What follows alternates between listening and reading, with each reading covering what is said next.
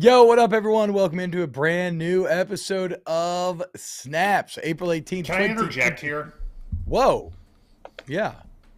Aaron, literally all set up. I knew it. I could tell from his cut off head. What did he do, bro? He just moved himself. Literally after saying, I'm not going to move. This is where I'm going to be. Yeah. As if Are we Ryan good now? Brumley doesn't have enough on his plate. He's got to deal with QB1's BS. Look, sorry for the late start, y'all. I'm not going to be at my home studio at 1:54. What are we talking about? Okay. Look. QB1 in the house. Let's keep it honest with our listeners today. I don't think it's been a banner pre-production day for Snaps, okay? I started watching Succession, or at least I watched like episode 3 last night, and somewhere in episode 3 of the first season, something clicked in my brain, and I've become fully obsessed, where I am using every waking minute where I'm not actively doing something like on my phone. I'm like just trying to watch all of Succession. So granted, I've got a lot of notes here, but I do not have nearly the amount that I normally have because I too have sacrificed prep time at the feet of Roy Coe and Logan Roy and the rest of the insanely broken family. So that's on my end. I don't know exactly what's going on with Aaron, but it sounds like for some reason he's at the UGA football facility. He did ask us a minute before the show started, what are we talking about? Lied about where he had to be for AMP today. I don't think that. What do you mean I lied? I said I couldn't make it. What did I say? What did I say for AMP today? I don't think that Aaron actually read any of the articles that we will be talking about today. So we're getting some raw reactions. For a login for you guys to have. Yeah, that is true. Oh, did you really? That is very nice of you. The hands-on balls password gave it away. Yeah. But let's do a show. No, let's have some fun. Well, and then I don't know what was going on in Brum's just now. Now Brum probably has the most viable excuse, given that he's got like a million things going on at once all the time. But then he was like, "I need a couple minutes to start the show." So full disclosure. Well, that's because all of the titling and the thumbnails is Georgia in trouble, and Aaron's literally from the facility. Well, it's perfect because I have the inside scoop from the facility, so it could have been. I do feel kind of bad, nicely. Like actively like shitting on Stetson in Georgia, like wow, they're letting you use the facility. That's a bridge too far. Yeah. Well, I mean, let's see how much shitting actually takes place. I'm not entirely convinced that there's gonna be a lot of shitting going on. We'll see which way the conversation ends up taking us. Look, the bottom line, y'all. Blake Walsh says, was worried there was no stats today. I was going to be forced to watch Joel Klatt's top 50 prospects video instead. If that is a real video, that sounds fucking awful. And not because that of is Joel a real Klatt. video. Not because of Joel Klatt. I do not mean it that way. I just can't fathom watching a top 50s prospects video. I just don't know that I care so much. Give me the hits. Give me the big, bright, shining stars, the guy that we're going to talk about. And then they suck. We can forget about it later on. Also, so look, and you know what else sucks? Today's actually going to be a bit of a quick episode as well. So look, this is a daily podcast. We try to bring our A game every day.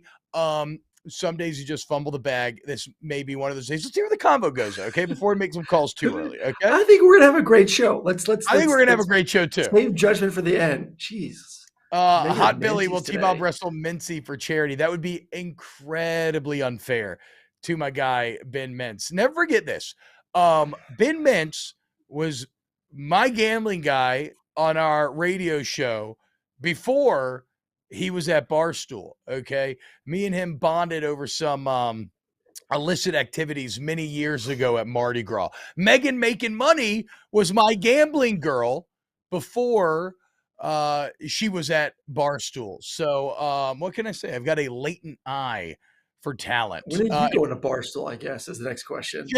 Jake Crane was on our show back in the day as our SEC guy before he started doing this, and now has gone on to the what is he on? The Royco site. Daily Wire. The Wire? Yes. Yeah. Working for old Benny Shapiro and boys. All right, whatever. I don't know what I'm talking about. Let's get into the show. Thank you to the Volume for having us here. I'm T-Bob Hebert. He's Aaron Murray. This is Snaps. If you like the show, hit the like button on the video, share it with your friends, rate and review it wherever you listen to your podcasts. All right. Stetson Bennett is back in the news. Very appropriate that you're at Georgia Day, where it's like talking about Vietnam with a man whose boots on the ground in Vietnam. The most recent news cycle has not been terribly kind to Stetson Bennett. And this comes from a Atlanta Falcons / Georgia Bulldogs website. And I love this sentence because it is kind of a nothing sentence, but it's kind of talking shit, right? It says, quote, "It is now being suggested that Bennett, who skillfully guided Georgia to back-to-back national championships while winning 2 MVP trophies, throwing for a combined 8 touchdowns and no interceptions in the 2 title games, might go undrafted in this month's NFL draft." So it's now being suggested that he might go undrafted in this month's draft. Perfect way to stir up drama here. Perfect way to get people talking. But there does seem to maybe be a bit of legitimacy here, right? We all trust the books, right? We trust Las Vegas. Is that fair to say? Like, we feel like they have a pretty good beat on things most of the time. Well, the odds, they are changing. Via DraftKings right now, the odds of Bennett going undrafted are the best odds you can get, plus 125. He's plus 300 for the 7th, plus 300 for the 6th, plus 400 for the 5th, 700 for the 4th, and then it's not even mentioning it's plus 10,000 for the first. It's not gonna happen, right? At first when I read that sentence, I was like, okay, this feels like somebody reaching a bit, but I don't know, Aaron. Those odds tell me that maybe there's a little more substance to this smoke than I would have initially guessed. What are you hearing, or do you have any opinions on whether or not Stetson Bennett is going to get drafted come next week? I think he'll get drafted. He's too experienced. He's talented. You know, you read numerous articles like that one. It says like, yeah, he's a top 6 quarterback in this NFL draft. And I think the thing that gives me reassurance that he is going to get drafted is because you may see 5 quarterbacks taken in the first 20 picks of the NFL draft. So like if that happens, teams are going to start picking quarterbacks pretty rapidly that next tier. I mean, let's go first tier. Bryce, CJ, Will Levis, Anthony Richardson, and then if Hendon Hooker sneaks into the first round, all of a sudden you have 6 rounds. You're telling me that you're not going to see another 3 or 4 quarterbacks taken off the board, and Stetson's not going to be one of those next 3 or 4 guys. I think you're crazy to think that. The one part of that article, I believe it's the same article that was said, was what I've talked about when it comes to Chase Daniels before. It talked about his personality as a backup quarterback. I think that is what everyone is concerned with. When they sit down and meet with him, the thing that makes Stetson so good and made him a great college quarterback is his belief in himself. As an individual player, he's always believed that he should have been the starting quarterback at Georgia. I'm the guy, just give me my chance, let me go do my thing. He kind of carried himself like that, which turned out to be great because he needed that confidence to go out there and win 2 championships. The problem is you can't have that personality when you're a 5th round draft pick and the guy ahead of you or 2 spots ahead of you is making 30, 40, $50 million. You got to walk in there as a servant-like mentality saying, what can I do for you? What can I watch the blitzes? Can I watch third downs? Can I watch red zone? They are concerned about that. Will he be the type of backup quarterback, because that's going to be his role, that will have that servant-like mentality, putting QB1 first, and then if his time comes, then he'll be ready. But you can't act like that being a second or third string quarterback. Yeah, so look, I agree with you that I find it a bridge too far that he won't get drafted. I read a great quote today that was basically talking about how when it comes to the NFL draft, you have 2 boards. You have your like overall draft board, and then you have your quarterback board. So like you said, as these QBs start getting snatched up, guys start to get overdrafted. So I just cannot fathom that in the 6th or the 7th, when those draft picks barely mean anything anyway, that you wouldn't take the quarterback that has won the last 2 national championships while being MVPs. He's been so good in these big moments. Blake, is this realistic? Aaron here, Blake Walsh in chat. If Stetson drops to 6th or 7th round, does he tell teams not to draft him so he can pick his spot? That would feel like somebody's supremely confident, but I can't fathom that any agent would say, hey, this is a viable thing to do. No. You want to get drafted. Like there's there's still something special about getting called. No matter when you get picked. I mean, let's just think about this. Stetson 2 years ago, the story of Bennett was a walk-on quarterback who would have never, at that point of his career, ever dreamed about getting a call from an NFL team saying, "So and so, this is the GM from whatever, and we're going to select you with the whatever." Like that's a dream come true. Like that's a call. I still remember looking out at my phone and seeing Kansas City, Missouri, not Kansas City, Kansas, Kansas City, Missouri, and being like, "Oh damn, I'm going to Kansas City." Like there's a moment like time like stops and like your heart stops. Like this is awesome. So like you want to still be drafted regardless if it's first or seventh. And for him, this is the hard part once again, because if he does get drafted somewhere in that 6th or 7th round, I think it puts even more of a chip on his shoulder, which for him is going to make him want to work hard, but also may make him that stone cold killer that I don't know if I want him in the locker room, in the quarterback room, being like that either, though. Yeah, it's funny that you say that because I guess everything in life is relative. Because I remember getting an undrafted free agent call as I was painting miniatures, and when I hung up the phone, I think I immediately started crying, Such a T-Bob. tears of joy. Yeah, look, man, I was, you're a little anxious. Is it going to come? Is it not going to come? You're not sure. A great way to pass time. Some people go hunting. I was painting my Black Templar dreadnought. Okay. And then I got the call and and then I remember breaking down in tears. So it is an unforgettable moment. I don't think you pass up being drafted. Okay. So we both agree he's going to get drafted. Actually, if we really agree that, then pretty good value to be had with this plus 300 in the 6th and 7th round. Like, right? I mean, if you could put the same amount of money on both. I still think you go ahead of that. Money. I plus still 400 in the, okay, where would you place the bet then? Because we're looking at plus 400 in 5th, plus 700 in the 4th. I think he's somewhere. I think he's somewhere 5th or 6th. I think he's 5th or 6th round. Yeah. All right. Because usually so this is a lot of time how it goes. You see quarterback heavy early, the teams that need a guy.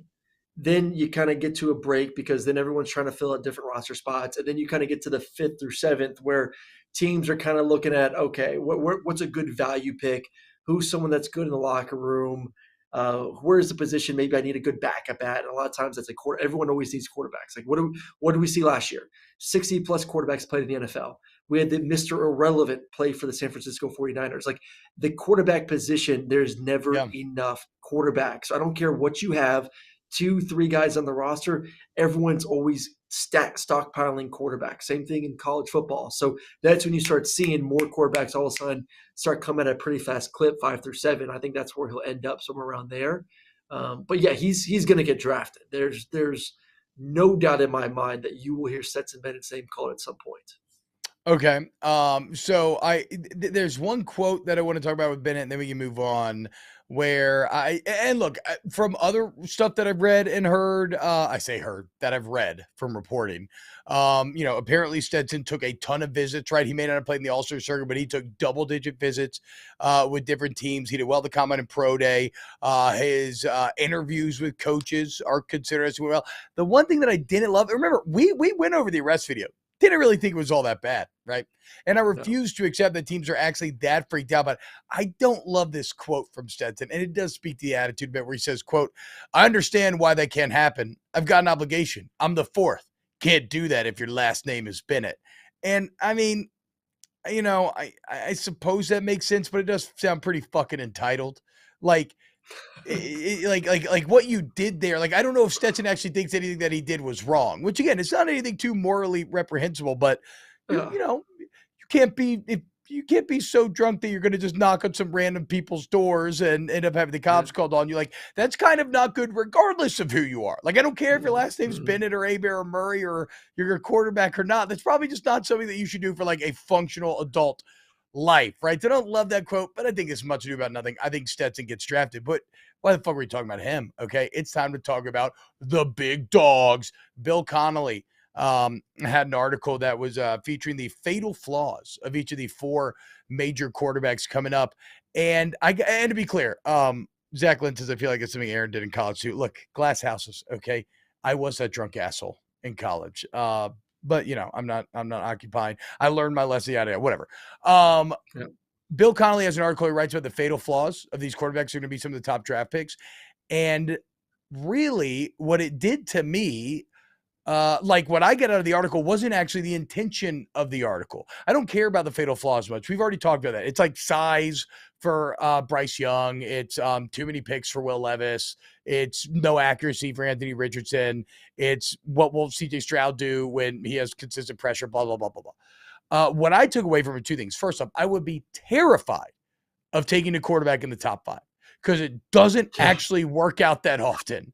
And secondly, I think we need to have a real conversation like you used to in your AP Psych classes about nature versus nurture. And do we ignore the environment, the nurture aspect in favor of the nature too much? Because when you look, you've had 18 quarterbacks over the past 5 drafts taken in the first round, 12 in the top 10. Out of those 12, only Josh Allen, Lamar Jackson, and Justin Herbert are really good. Have been consistently good. Now, Burrow and Trevor Lawrence will be added to that number. So that is 5 of the 12. But listen to these other names. Josh Rosen, Zach Wilson, Baker Mayfield, Sam Darnold, Trey Lance. Now, Kyler Murray and Justin Fields is a little more up for grabs. Justin Fields is up for grabs. I think Kyler is – we kind of know what we got from Kyler. Do you think – so you think that's kind of interesting. You think the story on Kyler's written? I do think. I think Kyler's like Baker. I think the story's written on Kyler. Okay. Well, so that just makes this all worse then, right? Like It's fucking hard to draft the right guy. Now, it is interesting that 2 of these people that flamed out so badly, and Rosen and Wilson, or excuse me, Darnold and Wilson, where did they both get drafted? The New York Jets, who have been a complete shit show of an environment. So the question, and this is something that I feel very passionately about in other facets of life, right? Just from a sociological perspective. I think we always give people too much credit for having some sort of innate talent versus like, oh, you were just in a really good situation. And I can say this because I'm the beneficiary of nepotism. I was in an incredible situation, right? I had a silver spoon upbringing. I never struggled for anything. I would never have gotten my first radio job if it wasn't for who my father was. Like I know how this shit works because I have lived it. I have had opportunity created due to none of my own making.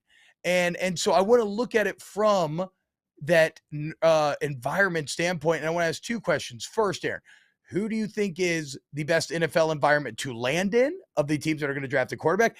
And who will most struggle to be out of their college environment, right? Because that's somewhere where suddenly maybe you look at Anthony Richardson a little more kindly and maybe become a little more worried about CJ Stroud, who basically had perfection around him 24/7. Whereas Anthony Richardson had multiple coaches, drama, guys leaving, guys staying, like a lot more to have to overcome. Let's start with the NFL. Aaron, out of these teams drafting a quarterback, who do you think who do you think is the best landing spot? I like 2. I like 2 a lot.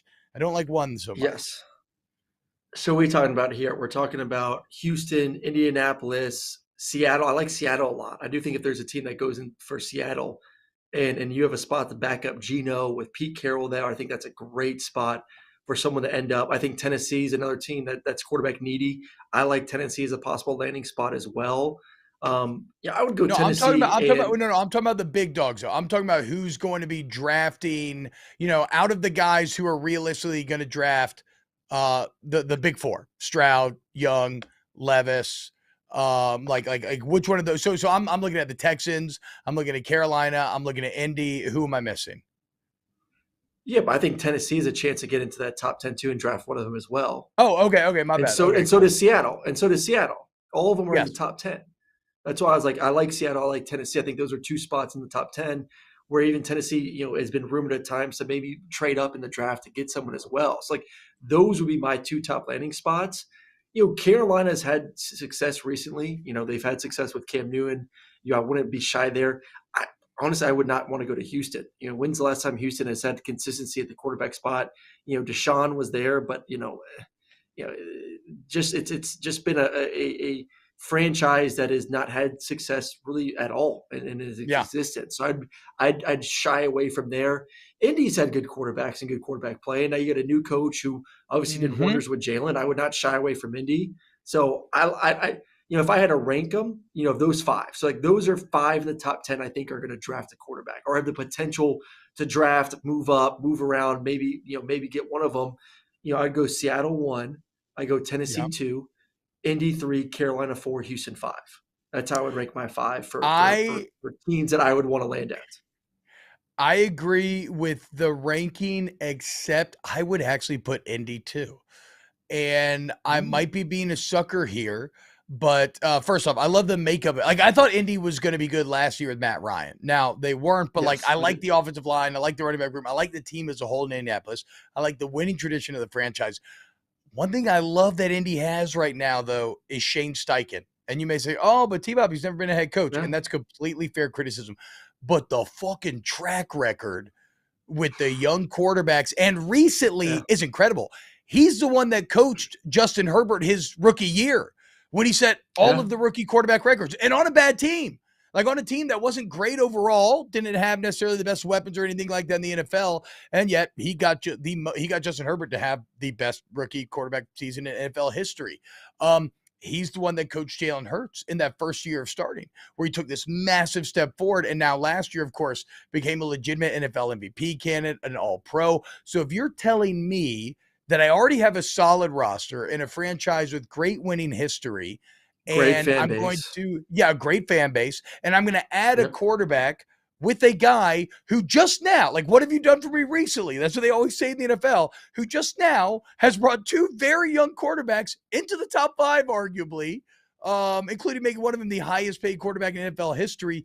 I really like Indianapolis. Yeah. If I'm one of these quarterbacks looking for, okay, what environment is going to be best for me? And then obviously, like you said, Seattle kind of speaks for itself. They have dominant defense. It's just so, I say they have dominant defense. That hasn't always been true, even though we always they've been very the Legion of Boom has gone a little bit, but they've been one of the more consistent teams in the NFL over the past decade. They're just a consistent franchise.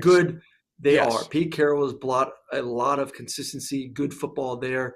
Russell had his best times, obviously, there at Seattle, and still trying to figure out himself these past couple of years. But the other good thing about Indianapolis, let's not forget, like, you're playing indoors. Like that's pretty big. In today's game where it is a lot more throwing the football, we've seen it across all the levels. If you can control the elements, I mean, there's a reason why Peyton Manning threw 50 plus touchdowns a year. He's really good. He's really smart. Yes. But like never for half the season, more than half, because you have to play in Indianapolis too. You have to play in Jacksonville, which is usually great weather. You didn't have to worry about snow. You didn't have to worry about crappy weather. That's you want to talk about controlling the variables. Great situation for a quarterback to be in a dome as well.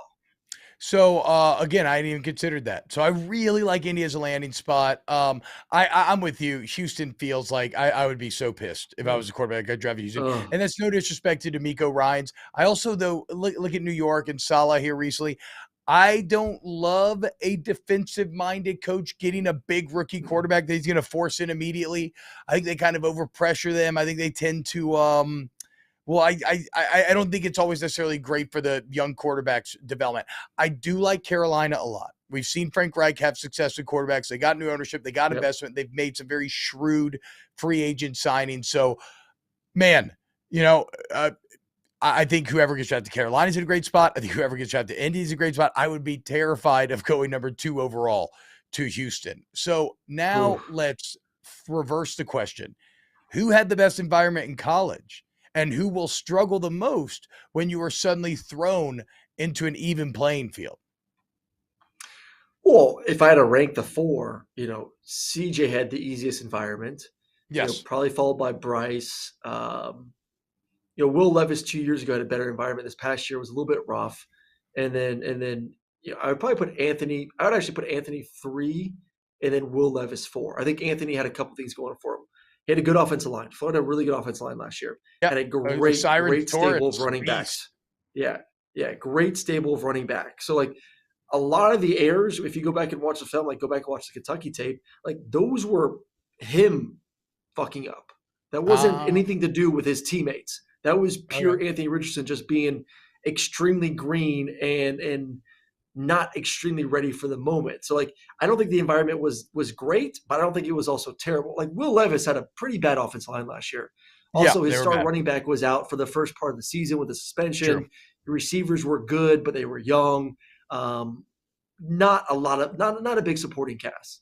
No excuse for him. I still think he's well overrated based on 2 years of film, but really did not have anywhere near the supporting cast that these other guys have had. So, and I think CJ's significantly higher too than Bryce.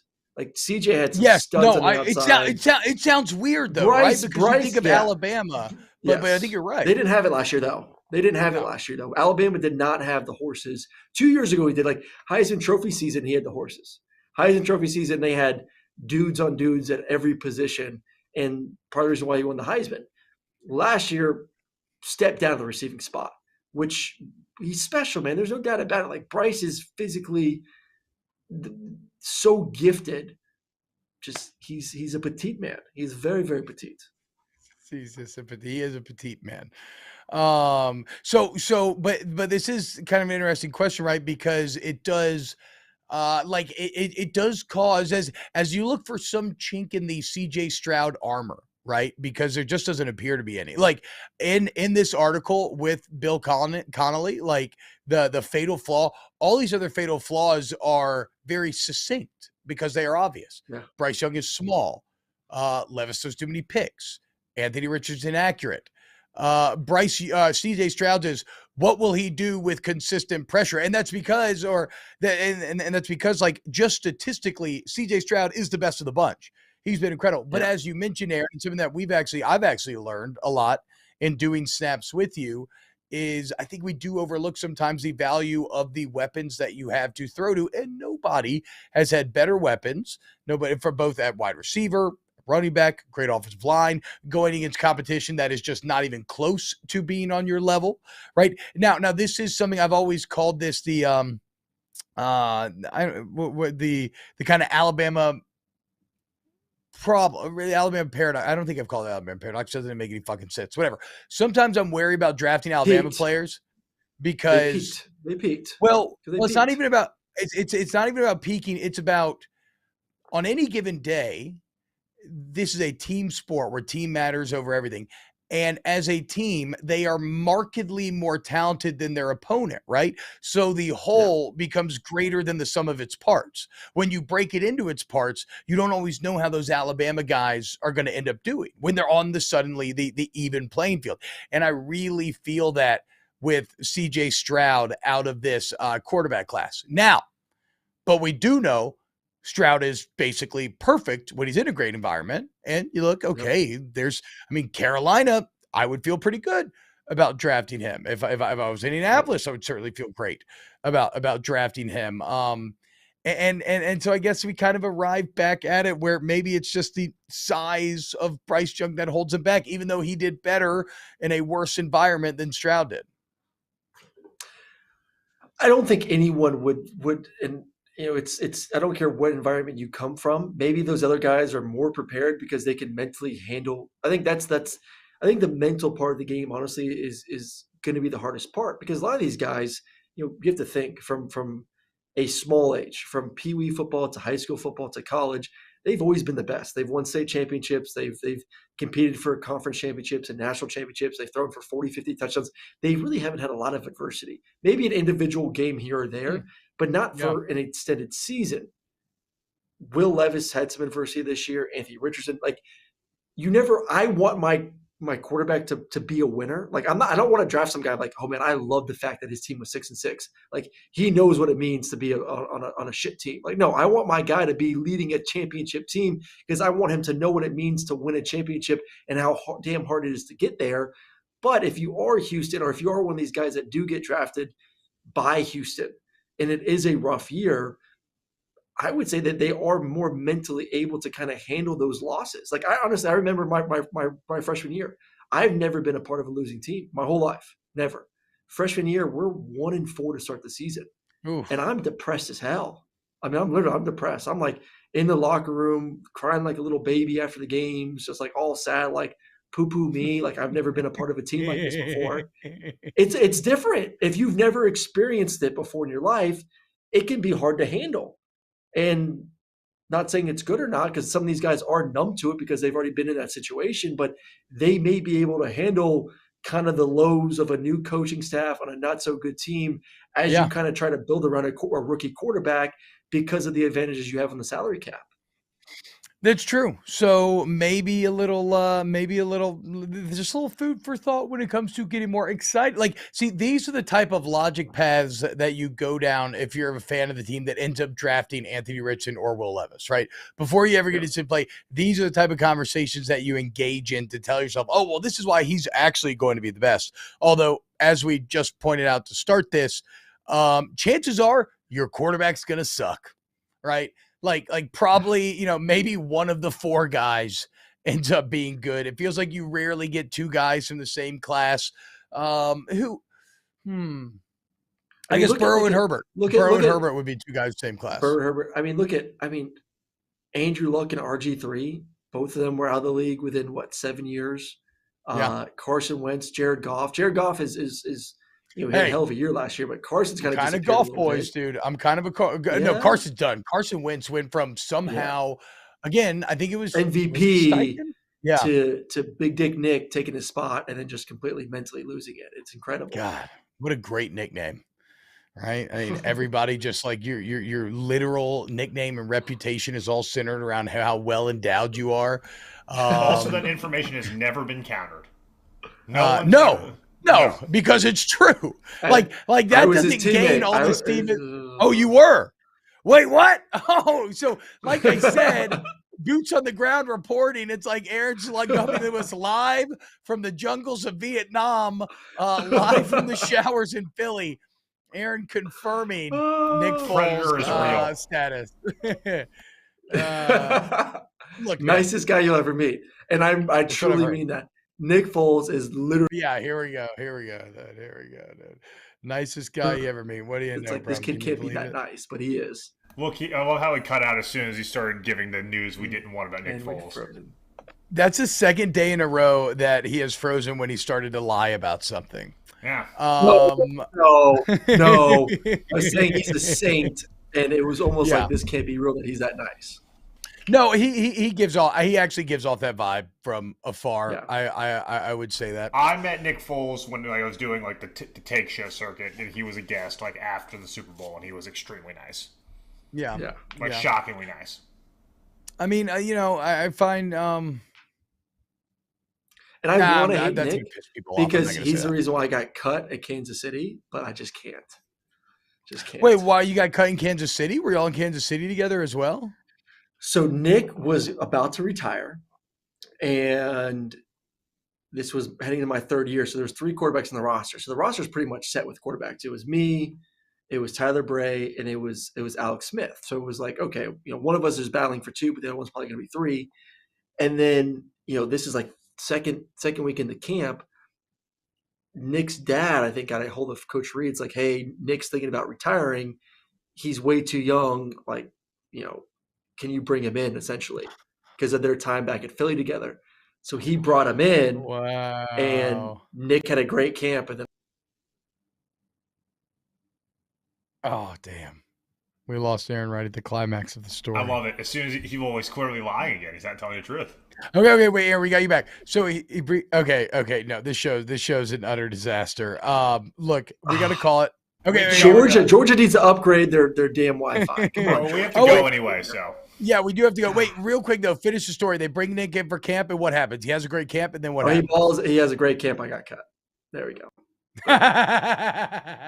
Why was your entire quarterback experience so incestuous? Why did Chase Daniel and Nick Foles just follow you around? Couldn't they have let you? Couldn't they let you just be your own man at a certain point? Yeah, dude. I'm trying to just be a backup for like 10 years and make money. Very unlucky career I had, literally. Yeah. And everywhere I went, like the two of the best backup quarterbacks of all time were with me, unfortunately. Yeah. Like Blake Walter said, you got cut because of a Super Bowl MVP. Keep your head up. Like, I agree, dude. That ain't on you. I got cut for the practice squad other center, Tim. Shout out Tim, though. He was a great dude. Look, We love you. Thank you for hanging out with us here on Snaps. We always love seeing new faces here. What's up, Jason Stunky? Tell me about it. 504 Sneaky Pete. Canes forever. We're here every day at 2 p.m. Eastern, 1 p.m. Central. If you like it, you can like the post, share with your friends. Please share the pod with your friends if you like it. And then rate or review it wherever you listen to podcasts. We're gonna tighten back up. I'm going to get through season 1 of Succession. Maybe today. We'll see. And we'll be back tomorrow with some more snaps.